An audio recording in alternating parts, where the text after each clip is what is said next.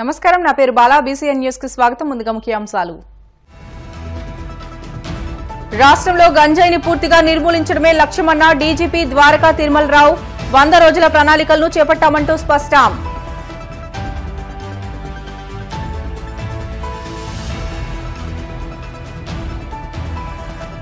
Steel plant ను సెయిల్లో విలీనం చేయండి. విశాఖ జిల్లా గాజువాకలో ర్యాలీ చేపట్టిన స్టీల్ ఎగ్జిక్యూటివ్ అసోసియేషన్.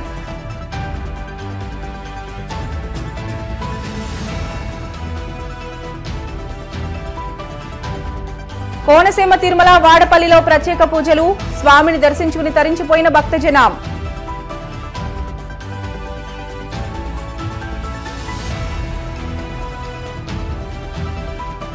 నోట్ల రద్దు ధనవంతులకే ఉపయోగం, పేదలకు నష్టం చేసే పనులే బీజేపీ చేస్తుందన్న కాంగ్రెస్ నేత శైలజానాథ్. రాష్ట్రంలో గంజాయిని పూర్తిగా నిర్మూలించడమే లక్ష్యంగా ప్రణాళికాబద్దంగా కృషి చేయనున్నట్లు రాష్ట్ర police director general Dwaraka Tirumala Rao తెలిపారు. తిరుపతిలోని రాయలసీమ జిల్లాల ఎస్పీలతో నేర సమీక్షా సమావేశం నిర్వహించారు. ఆ సందర్భంగా ద్వారకా తిరుమలరావు మాట్లాడుతూ కొంతకాలంగా జిల్లాలో ఉన్న సవాళ్లపై చర్చించినట్లు తెలిపారు. రాష్ట్రంలో గంజాయిని పూర్తిగా నిర్మూలించే లక్ష్యంతో ప్రస్తుతం గంజాయి మీద 100 రోజుల ప్రణాళికను రూపొందించామని తెలిపారు. ఇందులో భాగంగా ప్రత్యేకంగా యాంటీ టాస్క్ ఫోర్స్ ని ఏర్పాటు చేస్తున్నామని వెల్లడించారు. అమాయక గిరిజనులు వాడుకుని గంజాయిని సాగు చేస్తున్నారని, దానిపై ప్రత్యేక దృష్టి సారించి త్వరలోనే అరికడతామని అన్నారు. గంజాయి రవాణా నిరోధానికి టెక్నాలజీని ఉపయోగించుకుని గంజాయి పంటను గుర్తించి నిర్మూలిస్తామని చెక్ పోస్టులను ఏర్పాటు చేస్తామని తెలియజేశారు. కర్నూలు రేంజ్కి సంబంధించిన ఆఫీసర్లు, అనంతపురం రేంజ్కి సంబంధించిన ఆఫీసర్లు అందరూ కూర్చొని ఈ 2 రేంజ్లకు సంబంధించినటువంటి నేరాలు ఎలా ఉన్నాయి వాళ్ళు రివ్యూ చేయటం, నేర సమీక్ష, అదేవిధంగా శాంతి భద్రతల విషయాలు ఎట్లా ఉన్నాయి, కొంతకాలంగా ఎలా ఉంది, ఇప్పుడు ఎలా ఉంది, వాటికి మనం ఎలా చిన్న మార్పులు చేసుకొని ఎలా చేయవలసి ఉంటుంది, అదేవిధంగా ప్రతి జిల్లాలో ఉన్న ప్రాధాన్యత అంశాలు ఏమిటి, ప్రతి జిల్లాలో ఉన్న సవాళ్ళు ఏమిటి, ప్రస్తుతం ఉన్నటువంటి ఛాలెంజెస్ ఏమిటి, అవన్నీ కూడా చర్చించుకోవడం జరిగింది. దాదాపు 4 గంటల పాటు మేము కూర్చొని చర్చించుకున్నాం. ఏ విషయమైనా ముందు విషయాలన్నీ క్లియర్గా చర్చ జరిగినప్పుడు ఎక్కడెక్కడ మనకి ఏ అవసరాలు ఉన్నాయో తెలుస్తాయి. ఆ తర్వాత వాటిని ప్రయారిటైజ్ చేసుకొని ముందుకెళ్ళే అవకాశం ఉంటుంది. కొన్ని వనరులు, ఇంతకుముందు మాకున్న వనరులు కొన్ని వెనకబడిపోయాము. ఫర్ ఎగ్జాంపుల్, మాకు ప్రస్తుతం వాడుతున్న వాహనాలు దాదాపు అన్నీ కూడా సుమారు 10 సంవత్సరాల క్రితం తీసుకున్న వెహికల్స్, అవన్నీ బాగా పాతపడిపోయినాయి, సరిగా రన్ కావట్లేదు, సరిగా పరిస్థితి బాగాలేదని చెప్పి అందరికీ, అంటే అది ఇన్వెస్టిగేటింగ్ ఆఫీసర్స్ దగ్గర నుంచి పోలీస్ స్టేషన్కి ఇచ్చిన వాహనాలు అయితేనేమి, ఐఓలకు ఇచ్చిన వాహనాలు అయితేనేమి, డిఎస్పీలు, ఇంకా పై స్థాయి అధికారులు, ఐపీఎస్ ఆఫీసర్లు, ఎస్పీలు, డిఐజీ వరకు అందరూ కూడా పరిస్థితి బాగాలేదని చెప్పి చెప్పారు. వాటిని మళ్ళీ ఎలా సమకూర్చుకోవాలి అనేది ఆలోచిస్తూ ఉన్నాం. ఎంత టెక్నాలజీ వచ్చినప్పటికీ ఫిజికల్గా ఆఫీసర్ పోతేనే ఆ పోలీస్ స్టేషన్ యొక్క పనితీరు మెరుగుపోయే అవకాశం ఉంటుంది. ఆయనకు కూడా మంచి అవగాహన వస్తుంది, ఏది ఎక్కడ ఉంది, ఎట్లా ఉంది, అక్కడ ప్రాంతాల్లో ఎలా ఉంటుంది. అదేవిధంగా ఎస్ఐ కూడా క్షేత్రస్థాయిలో తిరగాల, అట్లా తిరిగినప్పుడే కంట్రోల్ వస్తుందని చెప్పి అనుకుంటున్నాం. అదే మీకు తెలిసి ఇంతకుముందు RSTF అని పెట్టాం, మనం రెడ్ సాండ్ టాస్క్ ఫోర్స్ అని పెట్టడం జరిగింది. అది కొనసాగుతుంది, దాని చర్యలు కూడా కొనసాగుతాయి. మీకు బాగా తెలుసు, అప్పట్లో మనం ఎంత గట్టిగా దాని మీద ఉక్కుపాదం పెట్టాం, చాలా కేసులు పెట్టాం, చాలామందిని అదుపులో తీసుకోవడం జరిగింది. అప్పట్లో మీకు గుర్తున్నది, ఇక్కడ మన ఈ జిల్లా వ్యక్తి ఒక ఆయనపై మారిషస్లో దాక్కుంటే అక్కడి నుంచి పోయి చట్టపరంగా అన్ని చట్టాల ప్రకారం వేరే దేశం నుంచి ఒక మనిషిని తేవడం అంటే డిపోర్టేషన్ చేయడం అంటే అంత కష్టం మీకు తెలుసు. అప్పుడు మనం రాష్ట్ర ప్రభుత్వం గట్టిగా చర్యలు తీసుకోవడం వల్ల అతను డిపోర్టేషన్ చేయగలిగాం. సో అన్ని విధాలా మళ్ళీ అంటే ఎర్రచందనం మీద అది కొనసాగుతుంది, ఎందుకంటే ఈ ఏరియాకి సంబంధించింది కాబట్టి మెయిన్గా. అదేవిధంగా మొత్తం రాష్ట్రంలో ఎక్కడున్నా కానీ, ఎక్కడ దొరికినా కానీ, లేదా వేరే రాష్ట్రాలు దొరుకుతున్నప్పుడు మూలాలు మన దగ్గర ఉన్నాయని చెప్తున్నారు. కాబట్టి ఇప్పుడు ప్రస్తుతం గంజాయి మీద ఇంతకుముందు ఏ విధంగా అయితే మిగతా చిన్న విషయాల మీద ఏ విధంగా మనం ఫోకస్ చేసి రిజల్ట్స్ ఇచ్చాము, ఇంక్లూడింగ్ రెడ్ శాండర్స్, ఎర్రచంద్రం మీద, అదేవిధంగా ఇప్పుడు గంజాయి మీద పెట్టాలని ఆలోచిస్తున్నాం. అఖిల భారత జ్యోతిష్య సమైక్య రాజమండ్రి శాఖ వేద విజ్ఞాన ప్రతిష్టానం సంయుక్త ఆధ్వర్యంలో కాకినాడ రామారావుపేటలోని వారాహి నవరాత్రుల్లో భాగంగా హోమాన్ని అఖండ పూర్ణాహుతితో ఆదివారం ఘనంగా చేపట్టారు. తొలుత జ్యోతి ప్రజ్వలన చేసి వారాహి అమ్మవారి చిత్రపటానికి పండితులు దత్తాత్రేయ శర్మ శాస్త్రోక్తంగా పూజలు నిర్వహించారు. అనంతరం వారాహి అఖండ పూర్ణాహుతి కార్యక్రమాన్ని భక్తుల సమక్షంలో దిగ్విజయంగా పూర్తి చేశారు. భక్తులందరి చేత సహిత కొబ్బరికాయలను హోమగుండంలో వేయించి అందరి చేత ప్రార్థనాపూర్వక సంకల్పాలను అర్చకులు దత్తాత్రేయ శర్మ నిర్వహించారు. కార్యక్రమంలో గొడవర్తి సతీష్ తో పాటు భక్తులు పాల్గొన్నారు. శర్మ గారు మా గురుగారు వారి ఆశీస్సులతోటి గత కొద్ది సంవత్సరాలుగా ఇక్కడ ప్రతి నవరాత్రులకి అంటే సంవత్సరానికి 4 నవరాత్రులు వస్తాయి. అందులో వారానవరాత్రులు ఒకటి, నవరాత్రులకి పౌర్ణమికి హోమం చేస్తున్నాము. అది ప్రజల ఆశీస్సుల గురించి, ప్రజల యొక్క ఆకాంక్ష నెరవేరాలని, ప్రజలు సుభిక్షంగా ఉండాలని చేస్తున్నాము. దీనికి శిష్యుల సహాయ సహకారాలు చాలా ఉంటున్నాయి. ఇలాంటి హోమాలు ఇంకా ముందు చేసే ఉద్దేశం ఉంది. దీనికి అందరూ సహకరించాలని కోరుతున్నాము. వారాహి నవరాత్రులు 9 రోజులు దిగ్విజయంగా జరిగాయి. ఈ రోజుతో ఈ నవరాత్రుల హోమాలు ముగిసాయి. ఇవాళ మహాపౌర్ణమి బాగా జరిగింది. దీనికి గురించి అందరికీ కూడా తెలియజేయడం జరిగింది. చాలా మంది వచ్చి పాల్గొనడం జరిగింది. Vignana Pratishtanam doctor Cherukupalli vedic education trust ఆధ్వర్యంలో ఈరోజు వారాహి అమ్మవారికి అఖండ పూర్ణాహుతి కార్యక్రమం మా గురువుగారి ఆశీస్సులతో నిర్వహించడం జరిగింది. అందుకని దేశం, రాష్ట్రం, ప్రజలు సుభిక్షంగా ఉండాలని అనేటువంటి ఒక మనస్సంకల్పంతో ఈ పూర్ణాహుతి చేయడం జరిగింది. అందుకని మా ఒక చిన్న విన్నపం ఏంటంటే, ఒకసారి కాకినాడ పట్టణ పుర ప్రజలు ఒకసారి మా వేద విజ్ఞాన ప్రతిష్టానం చెరుకుపల్లి వేదిక్ ఎడ్యుకేషన్ ట్రస్ట్ ఒకసారి సందర్శించి ఇక్కడ మేము చేయబోయేటువంటి వివిధ కార్యక్రమాల యొక్క అంశాలను మీరు గ్రహించినట్లయితే చక్కగా ఆయురారోగ్య ఐశ్వర్యాలు కలుగుతాయని మేము అందరినీ కోరప్రార్థిస్తున్నాం. మన సంస్కృతి సాంప్రదాయాలను గురువుగారు ఎప్పుడు కూడా అత్యంత పెద్దపీట వేసి ఆ సాంప్రదాయాన్ని మనకు అందించారు.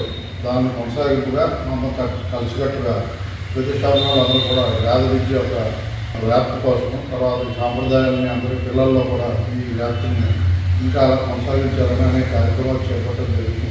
భక్తులందరూ కూడా రామారావుపేటలో ఈ ప్రతిష్టాపన సెంటర్కి వచ్చి జరిగే కార్యక్రమాలు పాల్గొని మన సంస్కృతిని కాపాడవలసిందిగా మరొకసారి కోరి.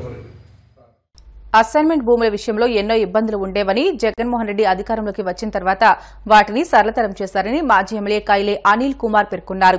ఈ మేరకు ఆయన మాట్లాడుతూ రాష్ట్రంలో అరాచకత్వాన్ని ప్రేరేపిస్తూ ప్రతిరోజు దాడులు చేస్తూ రాజ్యాంగ విరుద్ద పాలన సాగిస్తున్నారని అన్నారు. అమరావతిలో ఒక రియల్ ఎస్టేట్ వ్యాపారం జరుగుతోందని, పేదలకు ఇచ్చిన భూములను కూడా తిరిగి లాగేసుకున్నారని అన్నారు. ప్రభుత్వం ప్రజలకు భూములు ఇచ్చిందన్న బాధ్యతను విస్మరించి ప్రజలను తప్పుదోవ పట్టించేలా చంద్రబాబు అనుకూల మీడియాలో తప్పుడు రాతలు రాస్తుందని అన్నారు. నిజంగా కూడా ఏమైనా తప్పులుంటే అవి తీసుకొచ్చి వాటిని వెలుగులోకి తీసుకురావడం మీ బాధ్యత. కానీ మీ ఆలోచన ఏ విధంగా ఉందంటే, చంద్రబాబు నాయుడు గారు ఒక్కడ బాగుంటే చాలు ఈ రాష్ట్రంలో, చంద్రబాబు నాయుడు గారికి ఒక్కరికే మేలు చేయాలి, మేలు జరగాలి అని చంద్రబాబు నాయుడు గారు భజన చేసే కార్యక్రమం ఏ విధంగా సమంజసమో ఒక్కసారి ఆ ఈనాడు పత్రికా యాజమాన్యం ఆలోచించాలి. ఈ రాష్ట్ర ప్రజలందరూ కూడా గమనించవలసిందిగా మనం చేస్తా ఉన్నాం. నిజంగా అసైన్డ్ భూముల విషయంలో ఈ రాష్ట్రంలో అందరికీ తెలుసు, గత ప్రభుత్వ హయాంలో అసైన్డ్ భూముల విషయంలో అక్రమాలు చేసింది చంద్రబాబు ప్రభుత్వం కాదా అని చెప్పి నేను ఈ సందర్భంగా అడుగుతా ఉన్నా. ఎందుకంటే దాదాపుగా ఎస్సీ, ఎస్టీ, బీసీ మైనార్టీలకి చెందినటువంటి ఆ రోజు అమరావతిలో దాదాపుగా 1100 ఎకరాల భూమిని మీకు దక్కదు అని చెప్పి ఆ రోజు పేదవాళ్ళని తప్పుదో పట్టించి ఎస్సీ, ఎస్టీ, బీసీ, మైనార్టీ రైతుల్ని అసైన్డ్ భూములు మీకు దక్కవని చెప్పి ఆ రోజు తప్పుదో పట్టించి మళ్ళా ఒక జీవో ఇచ్చి వాళ్ళ బినామీలకి దాదాపుగా 1336 మంది ఆ రోజు బినామీలకి ఆ అసైన్డ్ భూములు కట్టబెట్టి మళ్ళీ ఆ ల్యాండ్స్ మళ్ళీ పూలింగ్లోకి తీసుకుంది చంద్రబాబు కాదా అని చెప్పి నేను అడుగుతా ఉన్నా. ఈరోజు అసైన్మెంట్ భూముల మీద వాళ్ళు ఏదన్నా ఒక మాట్లాడే వాళ్ళకి చిత్తశుద్ధి, వాళ్ళకి ఆ హక్కు ఉందా అని చెప్పి నేను మీ ద్వారా అడుగుతా ఉన్నా. ఈ అసైన్మెంట్ చేసినటువంటి భూముల విషయంలో ఎన్నో ఇబ్బందులు ఉండేవి. అసైన్మెంట్ చేసినటువంటి రైతు పేరు కానీ క్షేత్రస్థాయిలో ఆ రికార్డ్స్ చూస్తే ఒకళ్ళకి కొనుక్కుని ఉంటారు, అసైన్మెంట్ ఏమో ఒకళ్ళకి చేసి ఉంటుంది. ఈ పరిస్థితుల్లో అంతా కూడా ఒక గందరగోళమైనటువంటి పరిస్థితులు ఈ రాష్ట్రంలో నెలకొని ఉన్న పరిస్థితులన్నీ కూడా ఒకసారి మనం గుర్తు చేసుకోవాల్సిన అవసరం ఉంది. ఈ సమస్య పరిష్కారం అయిన తర్వాత, ఒక అధ్యయనం చేసిన తర్వాత తీసుకున్న నిర్ణయంతో ఈ రాష్ట్రంలో చిన్న రైతులు అంటే అసైన్మెంట్ ఎప్పటి నుంచో ఆశగా ఎదురు చూస్తూ హక్కుల కోసం ఎదురు చూస్తున్నటువంటి రైతులు ఎంతో కూడా సంతోషంగా ఉన్నారని చెప్పి కూడా ఈ సందర్భంగా మీ అందరి ద్వారా ఈ రాష్ట్ర ప్రజలకు కూడా తెలియజేసుకుంటూ ఈ రాష్ట్రంలో ఒక అరాచకత్వాన్ని ప్రేరేపిస్తూ ప్రతిరోజు కూడా దాడులు చేస్తూ చట్టానికి ఆ రోజు అసలు రాజ్యాంగ స్ఫూర్తికి విరుద్ధంగా ఈరోజు పరిపాలన జరుగుతూ ఉంది. ఆ పరిపాలన చేస్తూ గతంలో చేసినటువంటి మంచిని కూడా ఈరోజు చెడుగా చూపించే కార్యక్రమం ఈ రాష్ట్రంలో జరుగుతూ ఉందని చెప్పి కూడా ఈ సందర్భంగా తెలియజేసుకుంటూ కేరళలో అయితే అసైన్ చేసిన తర్వాత 3 ఏళ్ల తర్వాత వాళ్ళకి ఎన్ఓసి ఇచ్చి వాళ్ళు అమ్ముకునే కార్యక్రమం జరిగింది. అదేవిధంగా కర్ణాటకలో 25 సంవత్సరాల తర్వాత వాళ్ళు అమ్ముకునే హక్కులు వాళ్ళకి అక్కడ చట్టం చేశారు. ఒకవేళ కర్ణాటకలో ఏదైనా ఇబ్బంది ఉంటే కలెక్టర్ గారి పర్మిషన్తో 5 సంవత్సరాల తర్వాత వాళ్ళకి అమ్ముకునే హక్కు కూడా ఇచ్చారు. అదేవిధంగా తమిళనాడులో 10 సంవత్సరాల తర్వాత ఇచ్చారు. ఇది ఈ రాష్ట్రంలో ఏదో ఒక స్వార్థంతోనో లేకపోతే ఇంకొక ఆలోచనతో చేసిన పని కాదు.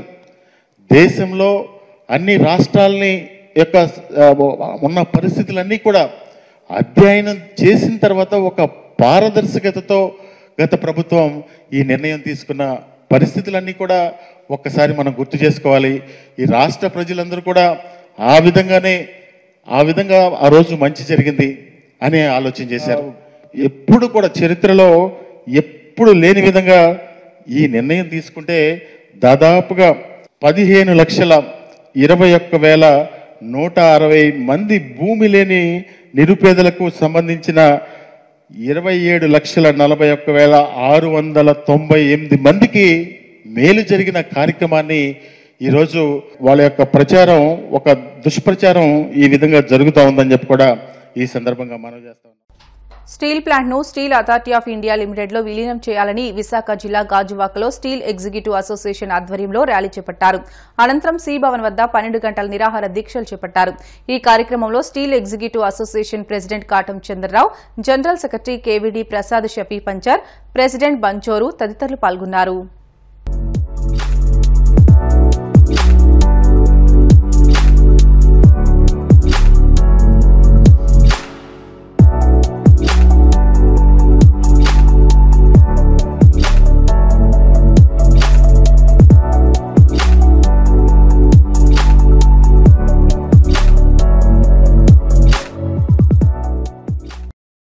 కోరేది ఒకటే, విశాఖ ఉక్కుని పూర్తి స్థాయి సామర్థ్యంతో నడపాలి. విశాఖ ఉక్కు ప్రభుత్వ రంగంలో ఉండాలి. దీనివల్లనే దేశ భవిష్యత్తు ఉంటుంది. ఉక్కు అనేది చాలా ఇంపార్టెంట్ సెక్టర్ కాబట్టి దీన్ని స్ట్రాటజిక్ లో పెట్టాలి. ఇది నాన్ స్ట్రాటజిక్ లో పెట్టడం అనేది కరెక్ట్ కాదు. దీన్ని పునః పరిశీలించమని చెప్పి అనేక సార్లు సెఫీ ఎన్సీఓ తరఫున కూడా చెప్పడం జరిగింది. మారిన నేపథ్యంలో ఇప్పుడు కొత్త గవర్నమెంట్ వచ్చిన నేపథ్యంలో దీన్ని ఖచ్చితంగా పరిశీలించాలి. దేశం ముందుకెళ్లాలంటే ఉక్కు అవసరం. ఉక్కు పరిశ్రమలో 7.3 మిలియన్ టన్నులు ఉన్న ఈ విశాఖ ఉక్కు కేవలం 4 మిలియన్ టన్నుల సామర్థ్యం పనిచేస్తుందంటే అది ఖచ్చితంగా కూడా లాస్ట్ టైం మా ఎన్సీఓ మీటింగ్ లో కూడా అది కరెక్ట్ కాదు. అది దేశాభివృద్ధికి ఏ రకంగా ఉపయోగపడదని చెప్పడం జరిగింది. ఈ విశాఖ ఉక్కు ఉన్న ఆర్థిక పరిస్థితుల దృష్ట్యా దీన్ని సెయిల్లో మెజర్ చేయాలని చెప్పేసి గత 3 సంవత్సరాలుగా ఉక్కు అధికారుల సంఘం తరఫున మేమంతా దేశంలో అనేక మంది ఈ దశలో మొన్న వచ్చిన కుమారస్వామి గారు ఖచ్చితంగా విశాఖ ఉక్కు మీద పరిశీలిస్తానని హామీ ఇచ్చి ఉన్నారు. సో ఈ సందర్భంగా మేము రాష్ట్ర నాయకత్వాన్ని అలాగే కోరేది ఒకటే, విశాఖ ఉక్కుని సెయిల్లో విలీనం చేయటం ద్వారా సెయిల్ బలోపేతం అవుతుంది.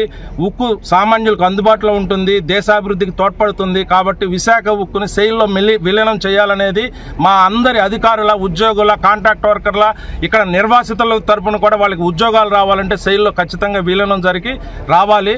అలాగే ఈ రిటైర్ అయిన వాళ్ళకి కూడా ఇష్యూస్ ఉంటాయి, అవి కూడా ప్రభుత్వ రంగంలో ఉంటేనే సాధ్యపడతాయి. కాబట్టి విశాఖ ఉక్కుని సెయిల్లో విలీనం చేయాలి. ఉక్కు విలీన దీక్ష అంటే ఈ plant steel authority of India లిమిటెడ్లో ప్రారంభమైంది. ఆ రోజున అమృతరావు గారు అదేవిధంగా 32 మంది బలిదానం చేసి ఆ రోజున steel authority of India limited ద్వారా ఇక్కడ ప్లాంట్ నిర్మాణం జరగాలని చెప్పేసి వారు కోరుకున్నారు. దానిలో భాగంగానే ఆ ప్లాంట్ నిర్మాణం మొదలైంది. అయితే 1982 ఫిబ్రవరి 18న సెయిల్ నుంచి దీన్ని సెపరేట్ చేసి ఒక 6 నెలలుగా ఫామ్ చేశారు. ఆ రోజు నుంచి కూడా అసలు సమస్య ఏంటంటే ఐరన్ ఓర్ ఇవ్వకపోవడం, అలాగే ఆర్థికంగా సహకారం అందించకపోవడం, అదేవిధంగా ఎక్స్పాన్షన్కి వెళ్ళమని చెప్పి 1 రూపాయి కూడా కేంద్ర ప్రభుత్వం తన బడ్జెట్ నుంచి ఇవ్వకుండా మొత్తం అంతా కూడా లోన్ ద్వారా అంటే 20,000 కోట్ల రూపాయలు మేము లోన్ తీసుకుని బెటర్ల షార్ట్ బ్రేక్ తీసుకుందాం. Stay with us.